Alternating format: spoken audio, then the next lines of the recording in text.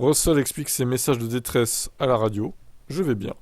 Ce n'était pas un endroit agréable au milieu d'un virage à grande vitesse sur la trajectoire de course, et même avec le VSC mettant 10 à 15 secondes à se sortir.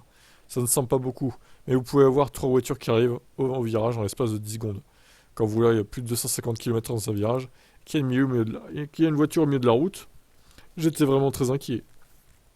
Ouais, mais encore une fois, voilà, ça c'est le débat. Est-ce qu'il fallait mettre un red flag pour lui au final, bon, on s'aperçoit que le VSC a été quand même bien respecté dans l'ensemble. C'était la fin de la course en plus. Donc pour moi, il n'y avait pas lieu de mettre un red flag.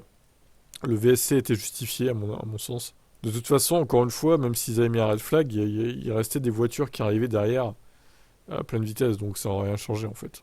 Non, pour une fois, la FIA a fait son boulot correctement. Le VSC était justifié à mon sens. Donc voilà, après il a paniqué, hein, clairement. Russell était en détresse totale là. Horrifié ce pilote. Bon, un crash de plus à son actif. Que ce soit de la faute d'Alonso ou pas, bon bah voilà, ça reste un crash quoi.